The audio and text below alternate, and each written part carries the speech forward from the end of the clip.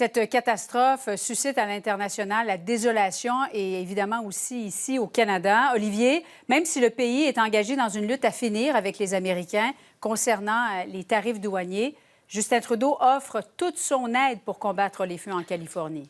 Oui, voilà, et ça a débuté ce matin avec une vidéo qui a été publiée par le premier ministre sur X, dans laquelle on voit un avion CL-415, un avion canadien qui a été dépêché là-bas pour justement assister aux efforts. Il y a 2 de ces avions qui proviennent du Québec et le Canada qui se dit prêt à envoyer 250 pompiers additionnels, d'autres avions et d'autres ressources dès ce soir pour assister les Américains. Donc, une preuve, Julie, de bon voisinage au moment où, vous l'avez dit, il y a le président américain de l'autre côté, le président élu, qui menace d'annexer le Canada aux États-Unis par la force économique. Justin Trudeau était à Washington aujourd'hui pour les funérailles de l'ancien président Jimmy Carter.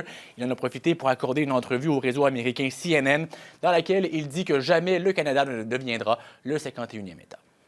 President-elect Trump has been needling you a bit, calling you Governor Trudeau, talking about making Canada the 51st state. Did you have any interaction with him today? No, not today.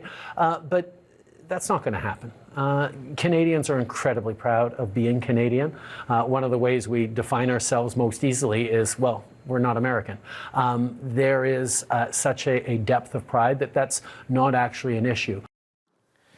Il a aussi insisté sur le fait que les tarifs promis par Donald Trump vont aussi et surtout faire mal aux Américains, au portefeuille des Américains, parce que ça va faire monter les prix, ça va faire monter la facture pour eux. Mais il a dit tout de même que le Canada était prêt à répliquer si ces tarifs allaient de l'avant. Le Canada qui, présentement, en est à préparer une liste de produits qui seraient visés par une surtaxe. Ça comprend notamment le jus d'orange de la Floride qui pourrait être de ces produits-là. À nouveau, on va écouter Justin Trudeau.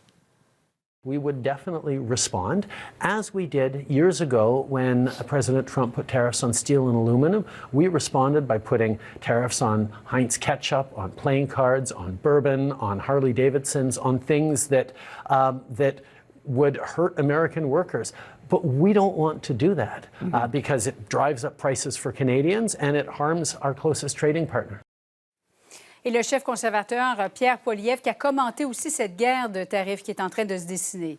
Oui, Julie, à savoir comment le Canada devrait répliquer, si on devrait notamment inclure le pétrole, l'énergie, les ressources premières dans cette réplique-là. Doug Ford, souvenez-vous, avait soulevé que lui voulait couper l'énergie aux Américains. Mais M. Poilievre a plutôt critiqué aujourd'hui le gouvernement en disant qu'en bloquant des projets de terminaux visant à exporter le gaz naturel à l'extérieur du continent, bien, ça fait en sorte que le seul marché présentement, ou le plus gros marché, bien, il est américain. Lui promet de bâtir ces infrastructures-là pour tenter de diminuer la dépendance au marché américain.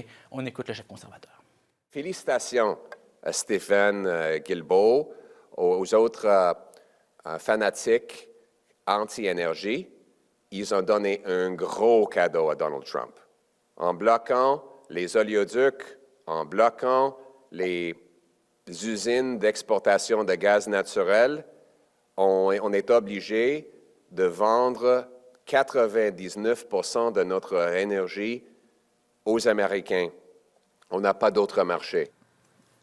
Cela dit, M. Poilievre, qui emboîte le pas un peu au gouvernement libéral en disant il faut aller voir les Américains, il faut leur expliquer que ces tarifs douaniers-là vont faire monter la facture pour les Américains. C'est eux aussi que ça va pénaliser, mais à savoir si lui, il va y aller, bien, il a répété que ça lui prend un mandat en réclamant à nouveau que Justin Trudeau déclenche les élections, Julie. Maintenant, dès maintenant, c'est ce qu'il a dit. Merci beaucoup, Olivier.